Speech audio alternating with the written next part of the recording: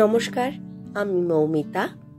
আমার কবিতা পাঠ চ্যানেলে আমার সকল শ্রোতা বন্ধু এবং দর্শক বন্ধুকে আন্তরিক শুভকামনা জানিয়ে আজকের গল্প পাঠ শুরু করছি। আজ আমি আপনাদেরকে পড়ে শোনাব প্রতিভা বসুর লেখা একটি অসাধারণ ছোট গল্প, মর্মস্পর্শী গল্প। গল্পের নাম মহাকাব্য। শুনতে থাকুন আজকের গল্প মহাকাব্য। লতা যখন এখানে এসে পৌঁছল তার বয়স ছিল 16, এখন 22। এই 6 বছরে তার শরীর মন দুই নিজের থেকে কেমন করে বিচ্ছিন্ন করে রাখা যায় সেই বিদ্যা সে অর্জন করেছে। তার বালিকা জীবন কেটেছে পূর্ব বাংলার এক অখ্যাত গ্রামে। কিশোরী হতে হতে চলে এসেছে ঢাকা শহরে। যৌবনে পদার্পণ করতে করতেই এক সর্বনাশা স্রোতের বেগ ভাসিয়ে এনেছে এখানে, এই বাড়িতে, যে বাড়ির প্রত্যেকটি মেয়ের সর্বময়ী কর্ত্রীর মানদামাসী। লতা পূর্ব বাংলার লক্ষ লক্ষ হতভাগ্য উন্মূল মনুষ্যের আর একটি হতভাগিনী হিন্দু কন্যা। বঙ্গভঙ্গের পরে যখন তারা পালাতে বাধ্য হয়েছিল, রওনা হয়েছিল সব একই সঙ্গে। গ্রাম থেকে চলে আসা দাদু ঠাকুমা, ঢাকা শহরে বাস করা মা বাবা আর ছোট ভাই, সবাই রাত্রির অন্ধকারে আরও অনেক মানুষের দলে মিশে জল জঙ্গল সাপ বাঘ কিছুরই কোনো পরোয়া না করে শুধু ছুটেছিল আর ছুটেছিল। ছুটতে ছুটতে খেজে কোথায় হারিয়ে যাচ্ছিল, পড়ে থাকছিল, ডুবে মরছিল, সাপে কাটছিল, কারুর সেদিকে তাকাবার অবসর ছিল না। কেবল ছুটতে হবে আর ছুটতে হবে, এ দেশ ছাড়তে হবে। তারপর আবার যেখানে নিরাপদ মাটি পাবে সেখানে গিয়ে পা রেখে বুঝতে হবে তারা কতটা পরিশ্রান্ত, কে কাকে হারিয়েছে বা হারায়নি, কে কতটুকু সম্বল গুঁজে আনতে পেরেছে কোমরের গুঁজিতে, অথবা এক কাপড়ে বেরিয়ে পড়েছে। যখন ভোর হলো, রাতের অন্ধকার কাটল, তাদের অন্ধকারও কাটল। নিরাপদ মাটিতে এসে পা রেখে সব থমকে দাঁড়িয়ে দেখতে লাগলো কে আছে আর কে নেই। লতা দেখল বাবা ঠাকুমা হারিয়ে গেছেন, মার ছোট ভাইকে নিয়ে সে আছে। কয়েকদিন ঝড় জল রোদ মাথায় করে কোনো একটা স্টেশনের ধারেই পড়ে থাকতে হলো। তারপর মাঠের মধ্যে তাঁবু খাটিয়ে বাসস্থান নির্মাণ করে দিল কোনো এক সেবা সংঘ। যৎসামান্য হলেও কিছু আহার্যও জুটল তাদের কাছ থেকে। শোনা গেল শীঘ্রই সরকার থেকে ভালো ব্যবস্থা করা হবে, কোথায় যেন পাঠানো হবে। লতারা এর পূর্বে কোনোদিনও কলকাতায় আসেনি, কিন্তু জানে মায়ের এক কাকা কলকাতাতেই থাকেন। তাদের ঠিকানাও মায়ের জানা ছিল। সুতরাং শোকতাপ ভুলে তিনি কিভাবে কোন পথে কলকাতায় যাওয়া যায় এরও তার কাছে সেই খবরটাই নিতে লাগলেন। একটা পরোপকারী ছেলে এসে যে বলল, কলকাতা যেতে চান? ইচ্ছে করলে আমার সঙ্গে যেতে পারেন, আমি কাল যাব। মা বললেন, আচ্ছা বলতে পারো শিয়ালদা স্টেশন থেকে এই জায়গায় কিভাবে যাওয়া যায়? ছেলেটি বলল, কেন পারবো না, আপনাদের আমি সেখানকার বাসে বসিয়ে দেব। বাড়ির নম্বর জানেন তো? ঠিক কোথায় তা জানেন তো? মাকে ইতস্তত করতে দেখে ছেলেটি বলল, আচ্ছা আচ্ছা ঠিক আছে, আবার ঠিকানাটা বলুন তো, আমি বুঝে নিয়ে আপনাকে বুঝিয়ে দেব। মা ঠিকানাটা বলতেই সে ঠিকই বুঝিয়ে দিয়েছিল এবং তারাও ঠিক জায়গাতেই নেমেছিল। দুঃখে দৈন্যে হতাশায় রিফিউজিদের বোধহয় একটা আলাদা চেহারা হয়ে যায়, যা দেখেই লোকে বুঝতে পারে তারা রিফিউজি। একটি লোক এগিয়ে এসে বলল, আপনারা কি পূর্ব বাংলার লোক? মা বললেন, আগে হ্যাঁ। সম্ভবত এই প্রথম কলকাতায় এলেন?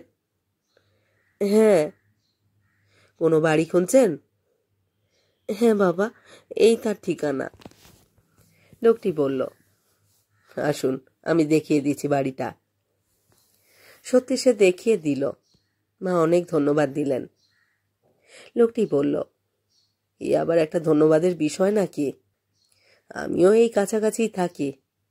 আশা করি আবার দেখা হবে। নমস্কার। নমস্কার করে চলে গেল সে।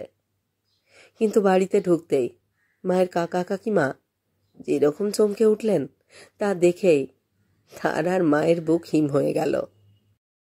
নিরুত্তাপ গলায় কাকিমা বললেন, এ কি, তোমরা তোমরা কোথা থেকে এলে? মা কেঁদে ফেললেন। আর কোথা থেকে কাকিমা, দেখেই তো বুঝতে পেরেছ। কাকিমা বললেন, কলকাতার বাড়ি, দেখছো তো দুখানা কামরা নিয়ে থাকা। এখানে কোথায় বা তোমরা থাকবে, আর কোথায় বা আমরা থাকব? মা আর পারলেন না, বসে পড়লেন সেখানে। 7 বছরের ছোট ভাইটা পর্যন্ত আর্ত স্বরে বলে উঠল, মা, আমি আর থাকতে পারছি না, আমার ভীষণ খিদে পেয়েছে। শুধু লতাই শক্ত হয়ে দাঁড়িয়ে রইল। বলল, অন্তত 1 সপ্তাহের মতো থাকতে দিন, একটা জায়গা দিন, তারপর চলে যাব। মায়ের কাকা কাকিমা এতক্ষণে লতার দিকে ভালো করে তাকালেন। সুষম সুন্দর স্বাস্থ্য, ফর্সা রং, নাচড়ানো মাথায় একরাশ ঘন চুল, পরিপূর্ণ যৌবনে এক ঢাল লাবণ্যের বন্যা। কাকিমা সামান্য তাকিয়ে দেখে বললেন, কোথায় যাবে? যেখানে হয়, কোথাও কোনো বাড়ি রান্না করা, বাসন ধোয়া বা কাপড় কাচা। আশা করি আমাদের মা মেয়ের ভাইয়ের তাতেই চলে যাবে। তোমরা ঝিয়ের কাজ করবে? উপায় কি? তুমি কিছু লেখাপড়া শিখেছ? আমি ক্লাস 10-এ পড়তাম, পরীক্ষা সামনে রেখেই পালাতে হয়েছে। কাকা বললেন, আয়, তোরা ঘরে আয়, হাত মুখ ধো, কিছু খা, তারপরে দেখা যাক কি করা যায়।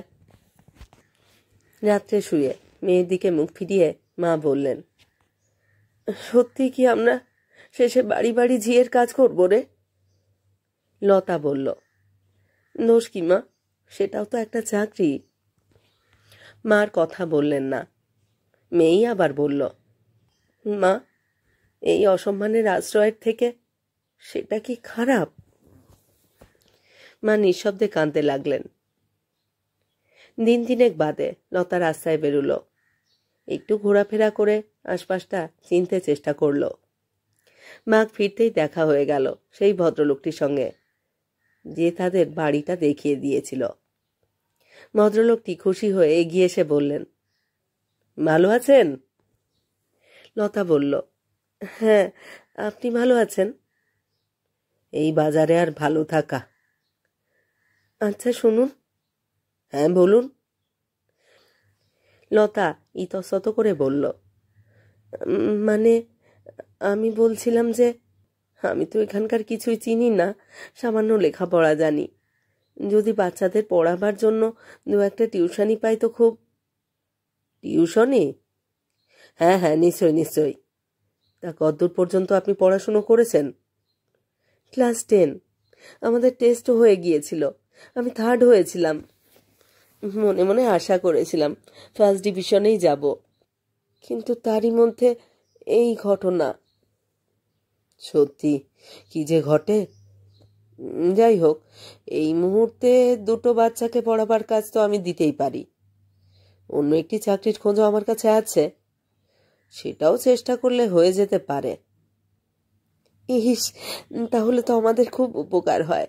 কি যে উপকার হয়! উপকারের কথা বলছেন কেন? আপনাদের জন্য কিছু করা তো আমাদের কর্তব্য। সেই কর্তব্য আর আমরা করি কোথায়?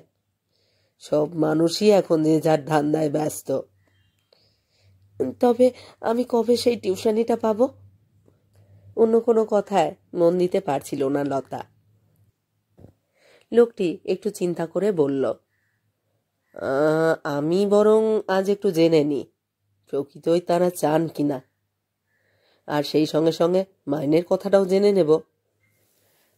তাহলে কাল আমি কখন আপনার জন্য অপেক্ষা করব? এক কাজ করুন।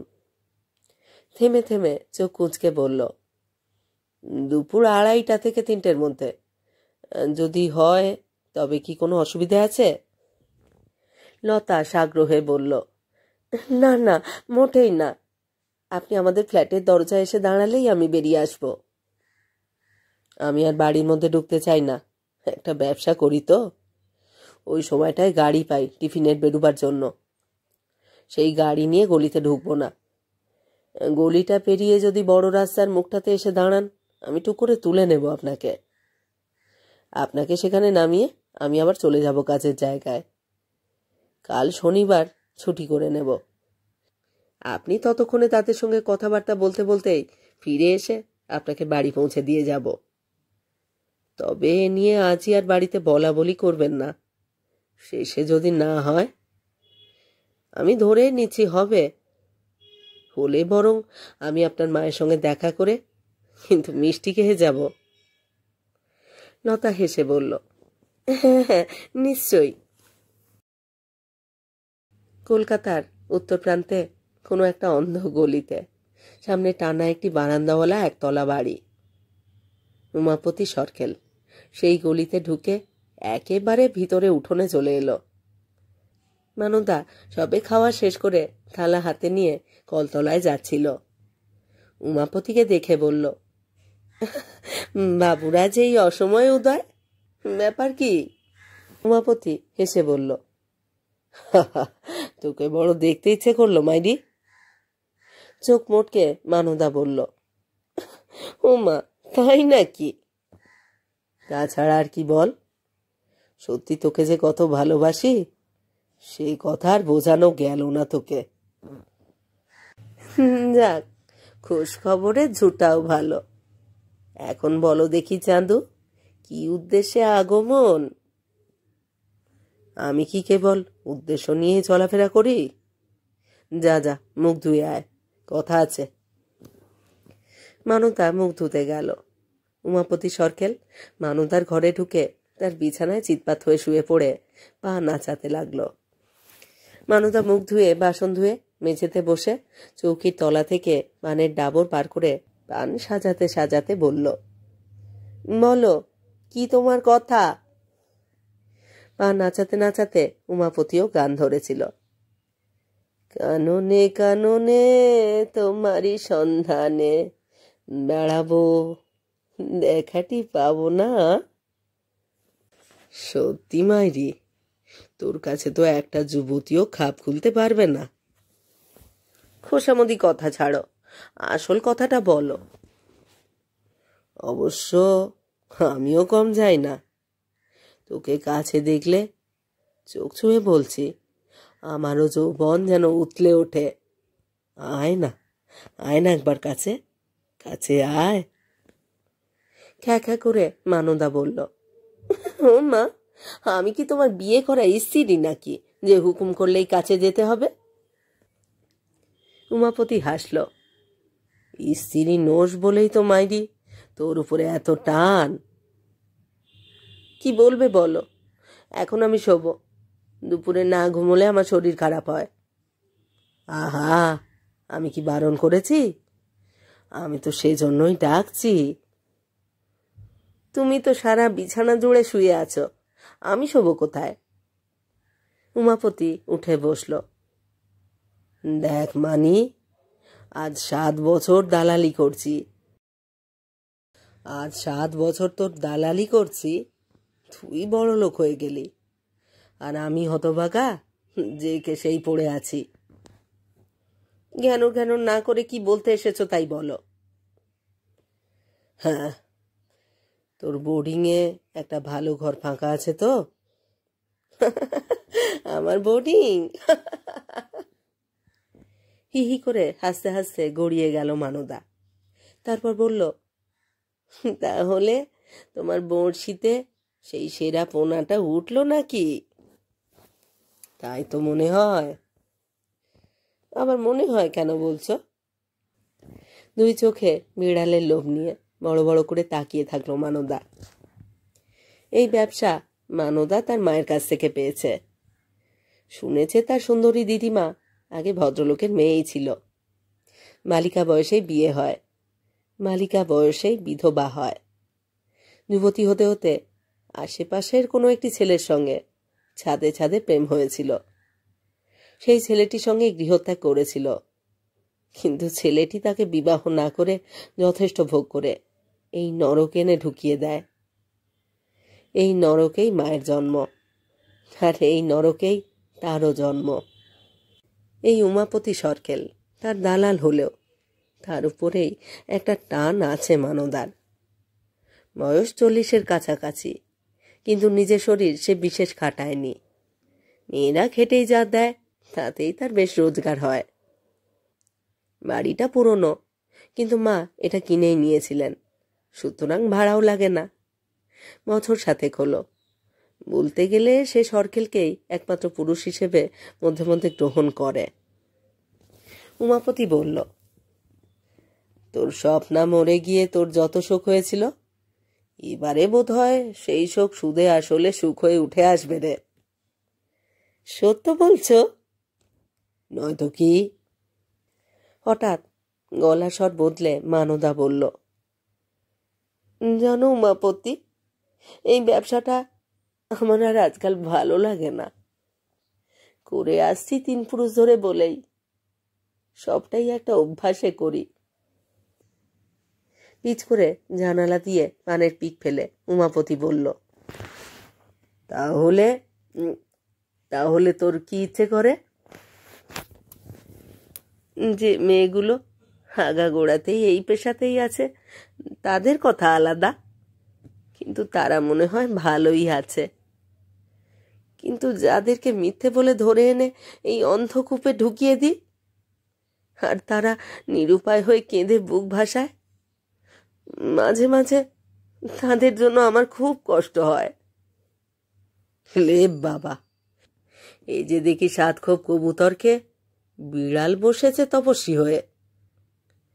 35 বছর হতেই তো মাসি সেজেছিস, এখন আবার তাতেও সানাচ্ছে না। বুড়ি বেশ্যা হলো সতী, তুলসী তলায় দিয়ে বাতি। মানুদা অন্যমনস্ক ভাবে বলল, তাহলে তাহলে তোমার 7 কেজি পোনাটাকে তুমি কখন আনবে? আর কি দরকার আছে? কেন থাকবে না? যাক, নিশ্চিন্ত হলাম। দে আর একটা পান, উঠি। এত তাড়া কিসের? না, তুই এখন শুবি, ঘুমোবি? না ঘুমোলে শরীর খারাপ হবে। কত 7-17 কথা তো শুনিয়ে দিলি, এরপর কি তোর মুড়ো ঝাঁটার বাড়িকে বাড়ি যাব? আচ্ছা সরকেল। হ্যাঁ বল। তোমার তো স্ত্রী মরে গিয়ে বেঁচেছে, তোমার আর বিয়ে করতে ইচ্ছে করে না? কেন করবে? তোর কাছেই তো আমি সব পাই। কিন্তু আমি তো খারাপ মেয়ে গো, আমাকে নিয়ে তো আর ঘর সংসার করতে পারবে না। ঘর সংসার করে হবেটা কি শুনি? ঘর সংসার যদি করো আর আমাকে যদি ভালোবাসো, তবে কি আমাকে বিয়ে করতে পারো? আজ কি হয়েছে তোর বলতো?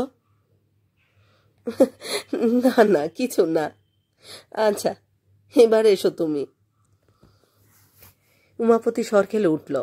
মানতা ঘরের দরজা বন্ধ করল। কিন্তু বেলার বেশি নেই, মেয়েগুলোর তো এখনই সাজ রব শুরু হবে। মানদা থাকে একেবারে একটেরে একটা ঘরে, বেশ আলাদা। অন্য ঘরগুলো সব ব্যারাকের মতো খোপ খোপ কাটা। অবশ্য তার মধ্যেও আবার তফাৎ আছে কিছু। খানতিনে ঘর বিশিষ্ট লোকের জন্য আছে। সেসব ঘরে যে মেয়েকে দেওয়া হয় সে অবশ্য বেশ বিশেষ বলে পরিচিত থাকে। শুধু দেখতেই যে সুন্দরী তা নয়, কিছুটা লেখাপড়া জানে, গান জানে, কথাবার্তায় বেশ চটুল। উমাপতি সরকেল যে কেবলমাত্র মেয়েই আনে তা নয়, ভালো ভালো বাবুও আনে। সত্যি উমাপতি তার জন্য অনেক করে। সুন্দরী স্বপ্নাকে এই উমাপতি এনেছিল। বেশ ভালো রোজগার হচ্ছিল তাকে দিয়ে। দুম করে মরে গেল মেয়েটা। তা আবার কি রোগ? না, কলেরা। অশান্তি কম না, যা ছোঁয়াচে আবার কার হয় ঠিক কি। সবাই জল ফুটিয়ে খেয়েছে তখন, আর আপন আপন ঘরে বসে থেকেছে। সেবা যত্ন বলতে তারা অবশ্য কিছু করেনি, করতে হয়নি। সরকেল তাকে হাসপাতালে দিয়ে এসেছিল, সেখানেই শেষ নিঃশ্বাস ছাড়ল। খুব কষ্ট হয়েছিল মানদার, শুধু স্বার্থের জন্যই নয়। মেয়েটা কেন এইটুকু বয়সে চলে গেল, শুধু সেই কথা ভেবেই। তার ঘরে যে কজন মেয়ে আছে স্বপ্নার মতো না হলেও মোটামুটি সবাই দেখতে ভালো, আর কিছুটা সভ্যভদ্র। আর যারা এখানে আসে তারাও তো ভদ্রলোকই। মানদা শুয়ে শুয়ে ভাবল, যে লোকগুলো এখানে আসে তারা তো বাইরে গিয়ে মুখ মুছে যেমন ছিল তেমনই থাকে। তারা তো অপাংতেও হয় না, তাদের তো ঘর সংসার করবার কোনো বাধা থাকে না। তবে মেয়েরা অচ্ছুত হয় কেন? কি দোষ মেয়েদের? মেয়েরা যা করে সবই তাদের ভাগ্য বিপর্যয়, সবই বাধ্যতামূলক। অথচ পুরুষ যা করে সব করে নিজেদের বদ স্বভাবে, নিজেদের অসভ্যতায় আর অভদ্রতায়।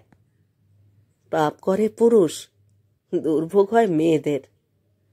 দোষ করবে পুরুষ, শাস্তি পাবে মেয়েরা। এ কি উদ্ভট নিয়ম, অন্যায় নিয়ম। মেয়েরা যেন পুরুষের খাদ্য, একবার মুখে দিলে উচ্ছিষ্ট। সেই উচ্ছিষ্ট খাবার আর কেউ খেতে পারবে না। পুরুষটিও তো তবে উচ্ছিষ্ট। এই গণিকা বৃত্তির পক্ষে এই দর্শন তেল আর জলের মতো, কোনো রকমেই মিশ খায় না। তবু যে মানদা এইসব ভাবে তার সত্যি কোনো কারণ নেই। ছেলেবেলায় সবাই বলতো তার মা নাকি তার দিদিমা চাইতে সুন্দরী ছিল। মাত্র একজনই বাবু ছিল তার, তাই জানতো মানদা কার মেয়ে সে। ব্যবসাটা ব্যবসা হিসেবেই নিয়েছিল, কিন্তু ভালোবাসাটাও ভালোবাসার নিয়মেই ঘটে গিয়েছিল। হয়তো সেজন্য মানদাকে তার মা কিছুটা প্রভাবিত করেছে। মা নাকি সেই ভদ্রলোককে বলেছিলেন, মেয়ে তো তোমার, তুমি তাকে নিয়ে যাও এখান থেকে, ও যেন এই নরকে না পৌঁছে মরে। ভদ্রলোক জবাব না দিয়ে সামান্য হাসলেন। মানদার মা বলল, হাসলে কেন? ওটা কি হাসবার কথা? মেয়ে যেমন আমার, তোমারও তো তেমনি। তুমিও নিশ্চয় সন্তানের ভালো চাও। ভদ্রলোক বললেন, শুধু মেয়েকে কেন, তার মাকেও তো তাহলে নিয়ে যেতে পারি। নাও নাও, আমাকেও নাও তুমি। তোমাকে ভালোবেসে এই গণিকা গৃহে বাস করা আমার কাছে প্রতিদিনের মৃত্যু যন্ত্রণা। ভদ্রলোক কাছে টেনে নিয়ে কাম নিবৃত্তি করতে করতে বলল, গণিকা বলেই তো এত আকর্ষণ। সেই একই কথা, সরকেল যা বলে। ঘরে আমার সুন্দরী বিদুষী স্ত্রী আছে, পুত্রকন্যা আছে, 4 বিঘা জুড়ে পৈতৃক অট্টালিকা আছে, তার উপরে আমি একজন রাজনৈতিক নেতা। তবু যে আসি, গণিকা বলেই আসি। গণিকার আকর্ষণ অন্যরকম। কিন্তু আমি তো সেই অর্থে গণিকা নই। গণিকা গণিকাই, তার একটাই অর্থ, দুটো নয়। কথা শুনে মায়ের ভালোবাসা মাথায় উঠে গিয়েছিল। উদ্ভিন্ন যৌবন অবস্থা থেকে যে লোকটাকে এতদিন ভজনা করে এসেছে, তার উপর ঘৃণায় তার মরে যেতে ইচ্ছে করেছিল। এই মুখোশ পরা লোকটাকে সে আর কোনোদিনই প্রশ্রয় দেয়নি, অনেক বেশি টাকার মোহেও নয়। তার দেওয়া গয়নাগুলো পর্যন্ত সে ফিরিয়ে দিয়েছিল। পা মুছে বিছানায় গা দিল মানদা, তন্দ্রাচ্ছন্ন হল। নির্দিষ্ট সময় বেরিয়ে এলো লতা। মনে তার কোনো উদ্বেগ ছিল না, সন্দেহ ছিল না। কিন্তু যে মুহূর্তে সে অপেক্ষারত গাড়িটার কাছে গিয়ে দাঁড়ালো, সঙ্গে সঙ্গে তার মনে হলো, চেনে না জানে না এই লোকটির সঙ্গে সে যাচ্ছে কেন।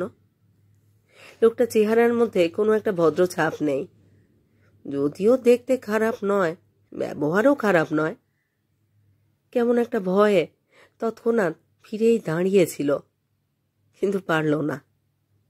উমাপতি সরকেল অভিজ্ঞ লোক, কোন মাছ কিভাবে ধরতে হয় জানে সে। সঙ্গে সঙ্গে এক ধাক্কায় গাড়িতে ঢুকিয়ে দিয়ে মুখের মধ্যে একটা রুমাল চেপে ধরল। কয়েক সেকেন্ডের মধ্যেই ঘুমিয়ে গেল লতা। গাড়ি ঊর্ধ্বশ্বাসে ছুটল উত্তর দিকে। কোথায় পড়ে রইল তার মা আর ভাই। যখন চৈতন্য ফিরে এলো, চারিদিকে বিহ্বল দৃষ্টিতে তাকিয়ে ভাবল, আমি কোথায়, আমি কোথায়? কিন্তু জবাব দেবার জন্যে কেউ বসেছিল না কাছে। সেই থেকে 6 বছর সে এখানেই আছে। এই অসহ্য জীবন আর অসহ্য দুঃখের মধ্যে শুধু এইটুকুই ভালো, মানদা তাকে সুচক্ষে দেখে, আর মানুষটাও ভালো, মেয়ের মতোই ভালোবাসে। পালাবার অনেক চেষ্টা করেছিল প্রথম দিকে, কিন্তু একবার এখানে ঢুকলে যে আর বেরোনো যায় না সেটা জানতে দেরি হয়নি। শরীর বিক্রি করবার মধ্যেও যে কোনো ইচ্ছা অনিচ্ছার প্রশ্ন থাকে না তা জানতেও দেরি হয়নি। সমর্পণই এই পেশার শেষ কথা। হ্যাঁ, এখন সে সমর্পিত, অভ্যস্ত, নিজের সঙ্গেই নিজের আপোষ হয়েছে। আর সব চাকরির মতো এটাকেও একটা চাকরির মতোই মেনে নিয়েছে। সেদিন বৃষ্টি নেমেছিল, সারাদিন টিপটিপ চলছিল। রাত হতে হতে তার প্রচণ্ড জোর বেড়ে গেল। আর এরই মধ্যে ভিজে চুপচুপে হয়ে টলতে টলতে একটি শার্ট প্যান্ট পরা চশমা চোখে সুশ্রী যুবক ঘরে এসে হাজির। টালুমালু দৃষ্টিতে লতার দিকে তাকিয়ে বলল, আমি শোব। নিস্পৃহ গলায় লতা বলল, হয়তো বিছানা পাতা আছে, শুয়ে পড়ুন।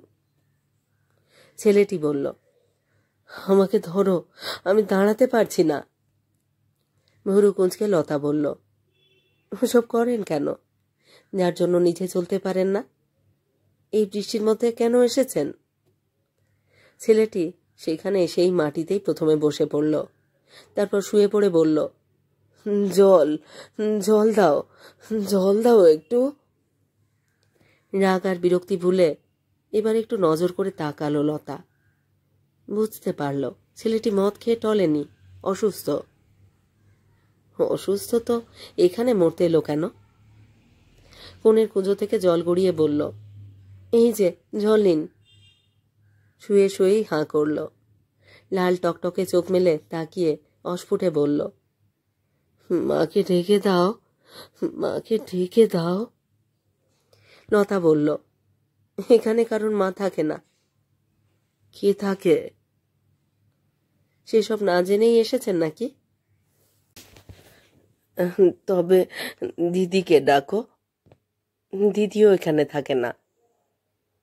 তবে তবে কে থাকে? দেখতেই তো পাচ্ছেন কে আছে। ও। চোখ বুজে ফেলল। লতা কপালে হাত দিয়ে দেখল আগুনের মতো গরম।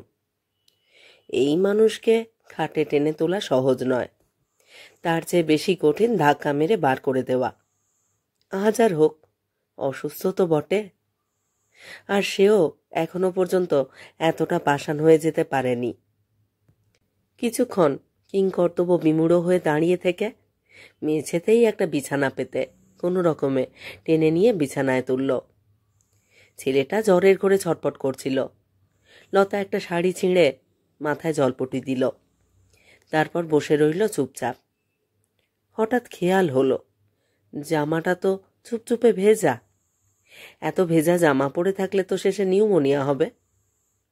শার্টের বোতামগুলো খুলে অতি সন্তর্পণে ছাড়িয়ে দিল শার্টটা।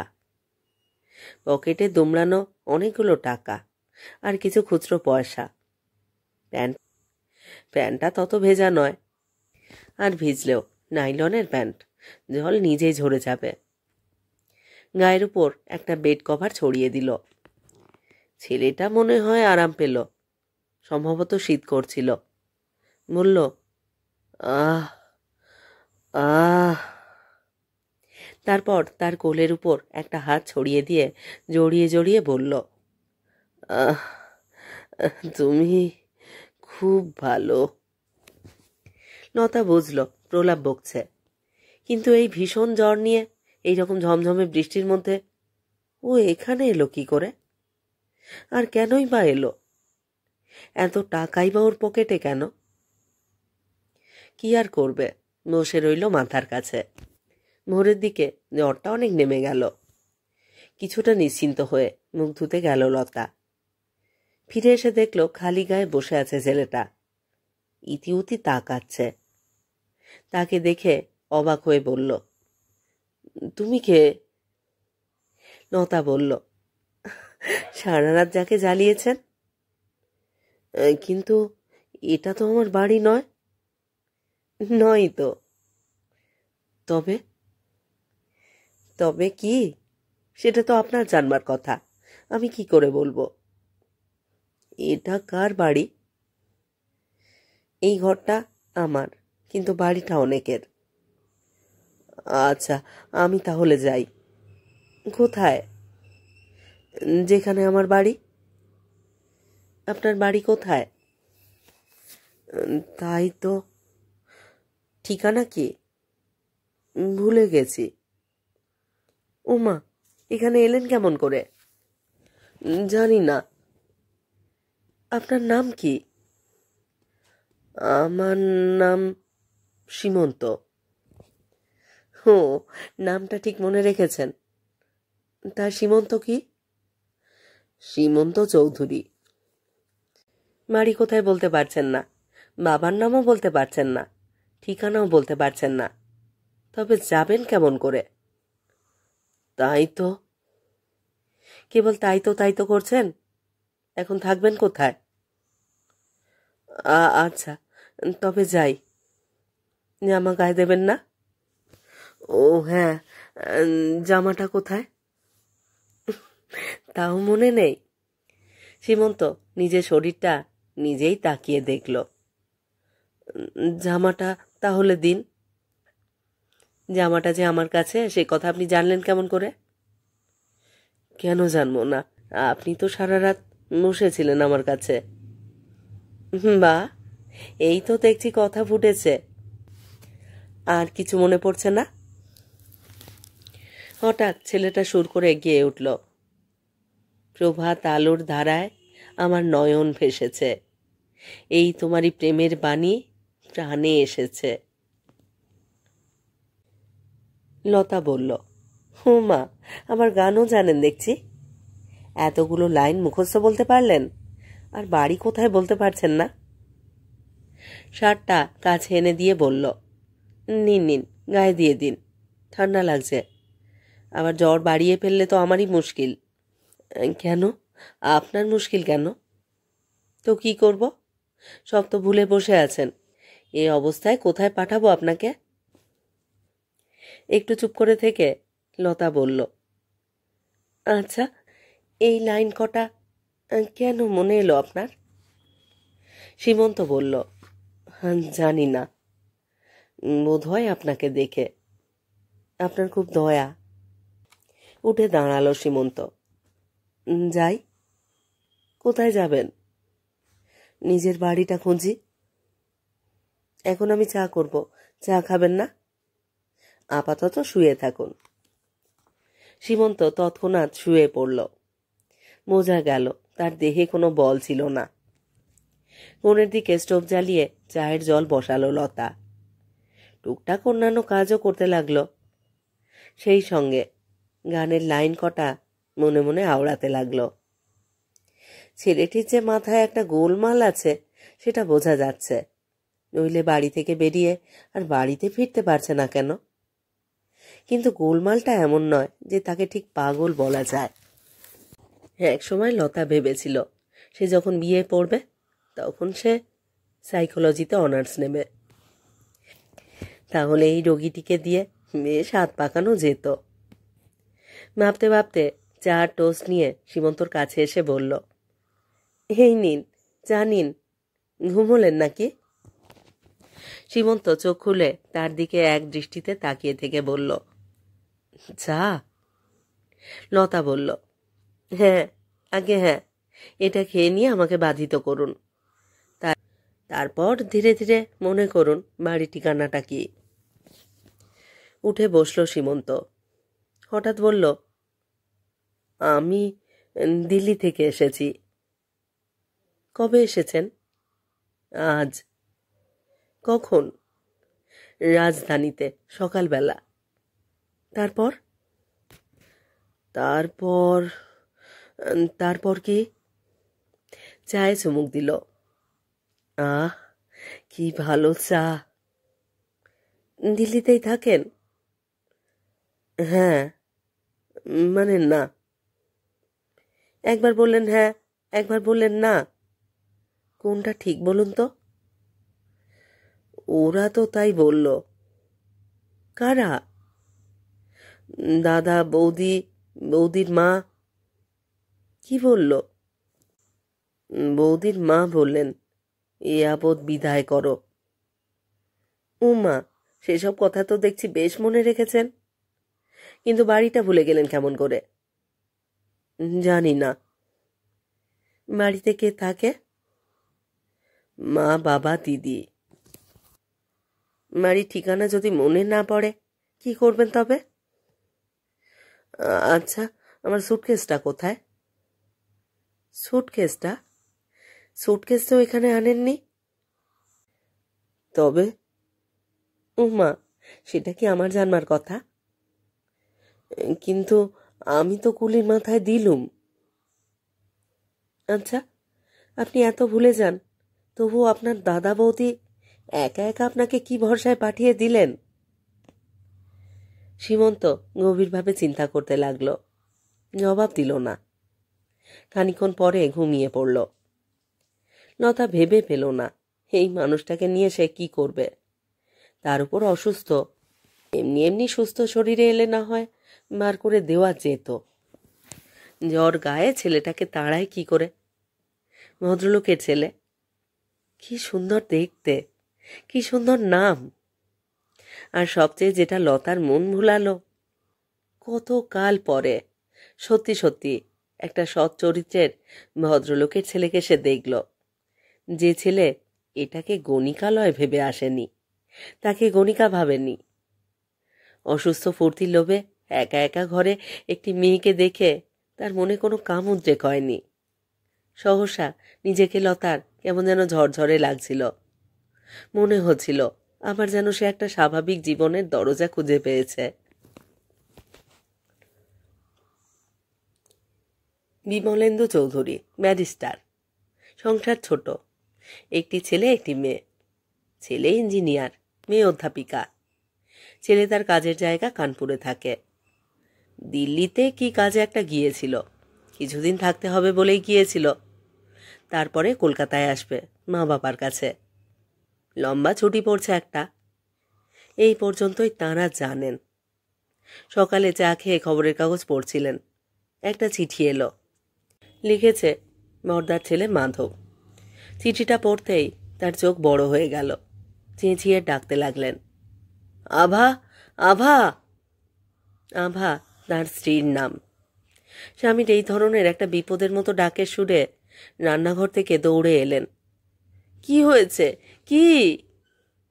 বিমলেন্দু মাথায় হাত দিয়ে বসে প্রায় কান্না সুরে বললেন, এই দেখো, মাধবের চিঠি দেখো। স্ত্রী চরণেশু। মেজো কাকা? 2 সপ্তাহ আগে 9 তারিখে সীমন্ত এখান থেকে কলকাতায় যায়। আজ পর্যন্ত তার কোনো পৌঁছবার সংবাদ না পেয়ে বিশেষ চিন্তিত আছি। চিন্তার একটা বড় কারণ, ও যেন কেমন এলোমেলো কথা বলছিল, সবকিছু ভুলে যাচ্ছিল। আমি ওকে একটা রাজধানী টিকিট কেটে বসিয়ে দিয়ে এসেছিলাম। আমি ধরেই নিচ্ছি সে ঠিকমতো গিয়ে পৌঁছেছে। তথাপি যে চিঠিটা লিখলাম তার কারণ আমার মনে হয় কোনো রকম শক পেয়ে ওর মাথাটা ঠিক স্বাভাবিক নেই। আশা করব এতদিনে ওকে তোমরা ভালো ডাক্তার দেখিয়ে চিকিৎসার একটা বন্দোবস্ত করতে পেরেছ এবং ও ভালো হয়ে ওর কাজে গিয়ে জয়েন করেছে। দেখতে দেখতে বাড়িতে একটা শোকের ছায়া নেমে এলো। তারপর তারা 3টি প্রাণী কি করলো আর কি করলো না তা তার কোনো তালিকা নেই। পুলিশ, আপিস, থানা, হাসপাতাল, কানপুর, দিল্লি, মিসিং স্কোয়াড কিছুই বাকি রাখল না। কোথাও পাওয়া গেল না ছেলেকে। এদিকে এই 2 সপ্তাহ সীমন্ত লতার কাছেই আছে। জ্বর ছাড়তেই তার 7টা দিন কেটে গেল। ছাড়ে আবার আসে। ম্যালেরিয়ার মতো ভীষণ দুর্বল হয়ে পড়েছে। লতা পরিচর্যা করে, সারাক্ষণ কথা বলে বলে জানতে চায় কি জন্য তার এই ভ্রান্তি। বর্তমানকে সে এখন বেশ ভালোভাবেই মনে রাখতে পারছে। বর্তমানের কাছে সে একান্তভাবে একটা স্বাভাবিক মানুষ হয়ে গেছে। অতীতের কথাটা কিছুতেই মনে আনতে পারছে না। এই 2 সপ্তাহ লতার ঘরে কোনো পুরুষকে ঢুকতে দেওয়া হয়নি। মানতার মুখ ভার, আর বেশি দিন সে সহ্য করবে বলে মনে হয় না। লতা আত্মগোপন করেনি, করতে ইচ্ছে হয়নি এই মানুষটির কাছে। 2-3 দিন বাদেই বলেছিল, আপনি কোথায় উঠে এসেছেন তা কি আপনি জানেন? কোথায় উঠেছি? এটা একটা গণিকালয়। কি কি? কথাটা ঠিক হৃদয়ঙ্গম করতে পারল না। গণিকা? গণিকা মানে জানেন? জানি। এটা তাদেরই বাড়ি, আমিও তাদেরই একজন। না, যা সত্য তাই বললাম আপনাকে। কি সত্য? আমিও সেই পেশারই মেয়ে। চুপ করে থেকে সীমন্ত বলল, আমি থাকতে আপনার খুব ক্ষতি হচ্ছে না? লাভ ক্ষতির বিচারকর্তা আমি নই। আমি তো আগের চেয়ে অনেক ভালো আছি, তাহলে আমার চলে যাওয়া উচিত, তাই না? উচিত অনুচিতের প্রশ্ন নয়। একটা গণিকালয়ে ঢুকে একজন গণিকার ঘরে দিন যাপন নিশ্চয়ই ঘৃণ্য বিষয়। কাকে ঘৃণা? মারে আমাকে? আপনাকে? কেন? নিজের মনেই ভেবে দেখুন। ভেবেছি। কি ভেবেছেন? আপনি খুব ভালো। সজ্ঞানেও কি কোনোদিন এই কথাটা বলতে পারবেন? কেন? এখনো কি আমি অজ্ঞান? মারে, এখনো পর্যন্ত বাড়ির ঠিকানাটাই বলতে পারছেন না। পিতা, মাতা, দিদি সকলেরই নাম ভুলে গেছেন। জ্ঞানটা হলো কোথায়? ভুলে গেছি না, কিন্তু কেন ভুললাম? সেজন্য কষ্ট হয় না? হ্যাঁ, খুব কষ্ট হয়। তবে আপনার নাম লতা? কে বলল? আপনার ডায়েরিতে লেখা আছে। ডায়েরিটা আপনি পড়েছেন নাকি? খুব ইচ্ছে করছিল, কিন্তু আপনার অনুমতি না হলে তো পড়া যায় না। আমার কয়েকটা কথার জবাব দিন তো আগে। হ্যাঁ, বলুন। আপনি কি দিল্লিতেই থাকতেন? না। কোথা থেকে দিল্লি যাচ্ছিলেন? ওই যে যেখানে আমার বন্ধু। শিহরিত হলো। বন্ধু কি? গাড়ি থেকে টানলো না? কে টানলো? লতা। এই প্রথম সীমন্ত তাকে নাম ধরে সম্বোধন করল। লতা তাকিয়ে থেকে বলল, কি? আমি যদি কোনোদিনই বাড়িতে ফিরতে না পারি, আমার কি হবে? সেটা তো আমারও ভাবনা। আমাকে রোজ খাটে শুতে দেন কেন? কেন, অসুবিধে হয়? হ্যাঁ। উমা, বিছানাটা কি শক্ত? না। তবে?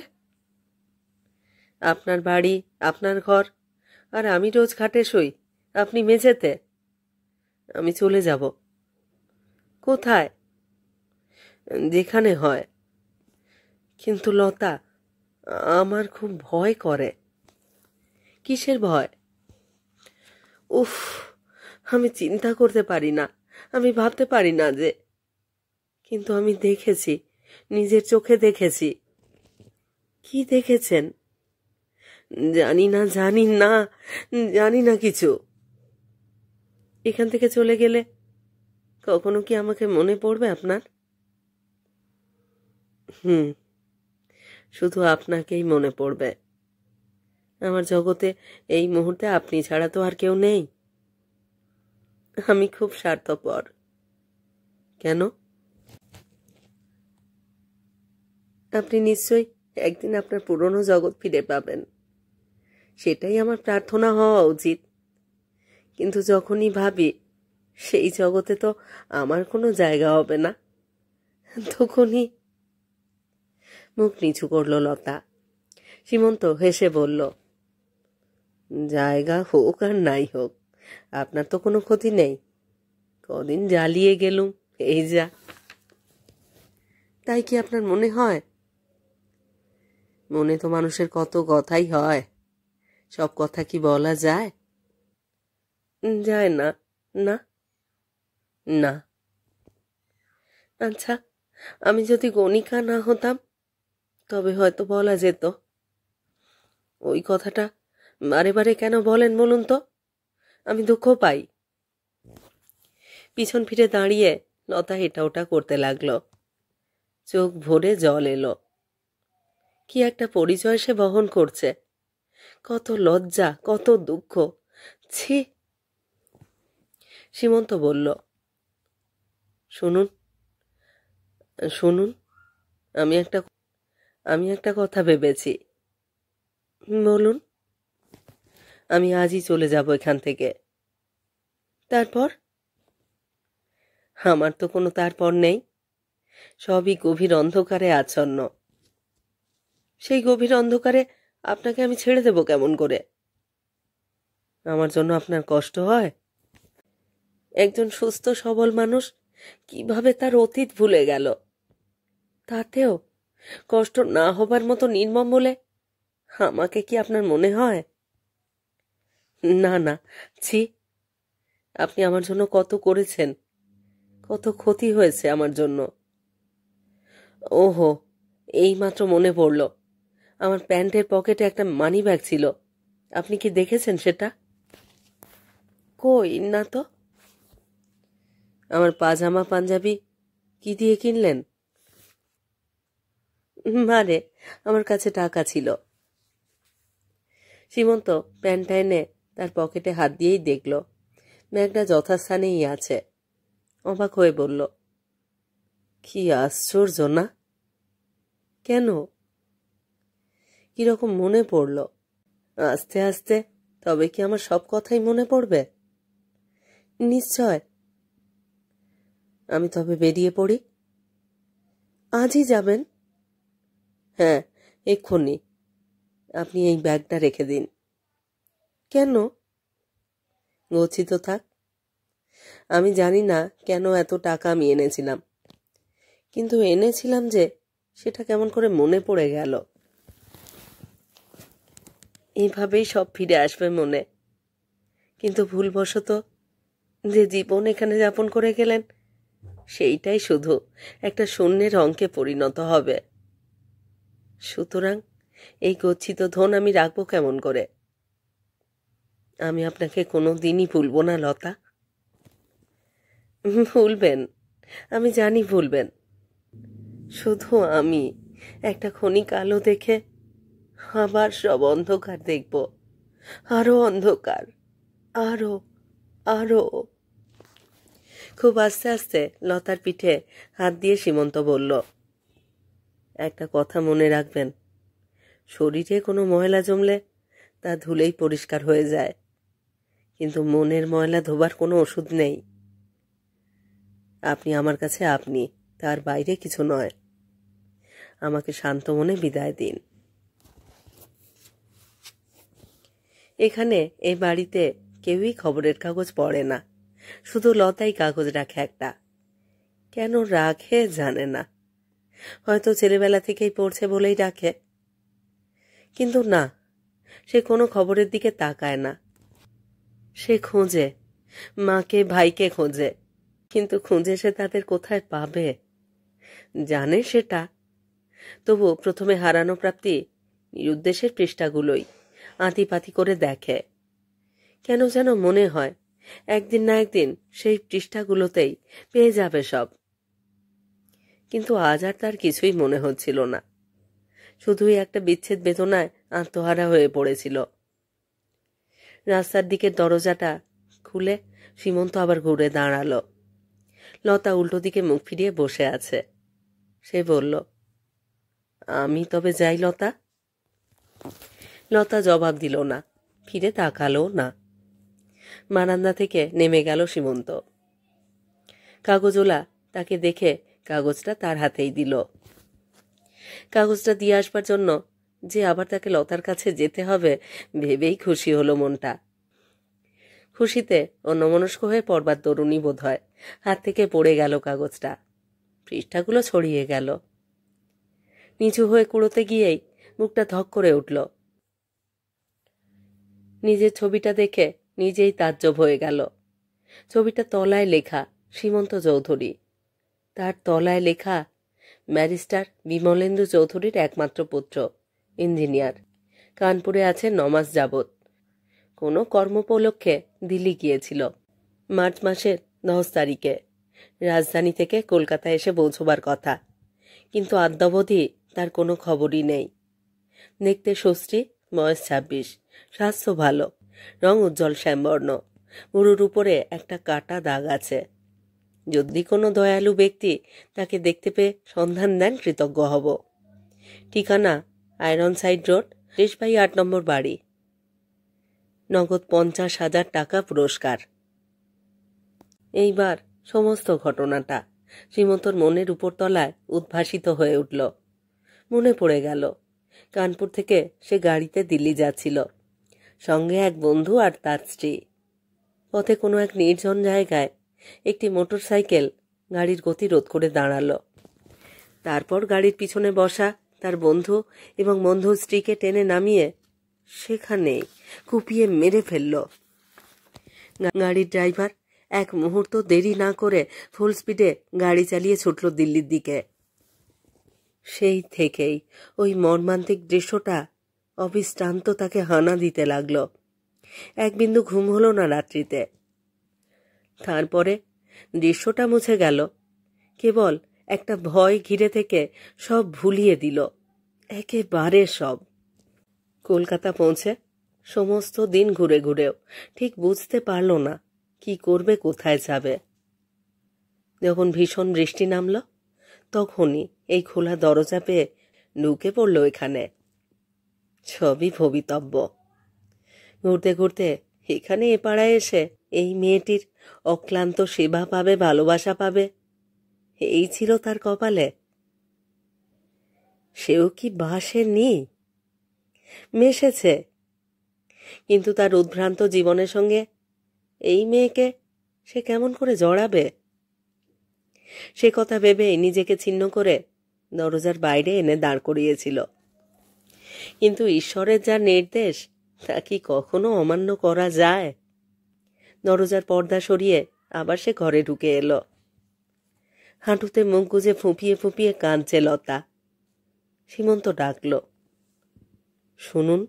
দমকে মুখ ফিরিয়ে তাকালো লতা। কান্নায় ভেসে যাওয়া মুখে আলো ফুটে উঠল। সীমন্ত বলল, ভেবে দেখলাম আপনাকে সঙ্গে করে না নিয়ে গেলে আমার অস্তিত্বের আর কোনো মানে থাকে না লতা। নেবেন, নিয়ে যাবেন আমাকে, এই নরক থেকে উদ্ধার করবেন আমাকে। আমার দুঃখিনী মা, আমার ছোট ভাই। আবার লতা কান্নায় ফুঁপিয়ে উঠল। কোথায় তারা? মুখ থেকে হাত সরিয়ে দিল সীমন্ত।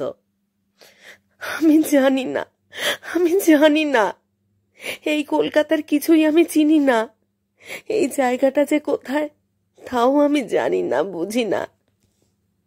তাহলে কি করে এলেন এখানে? একটা লোক আমাকে প্রাইভেট টিউশনই দেবে বলেছিল। আমি বিশ্বাস করে তার গাড়িতে উঠতে গিয়েও কেমন একটা ভয়ে ফিরে যাই ভেবেছিলাম। তখনই সে টেনে উঠিয়ে নিয়ে মুখে একটা রুমাল চাপা দিয়ে দিল। যখন চোখ খুললাম দেখলাম এখানে এসে পৌঁছেছি। বুঝলাম, চলুন যাই। আমি কিন্তু মানুদা মাসি? তার জন্য ভাববেন না, পুলিশই তাকে দেখবে।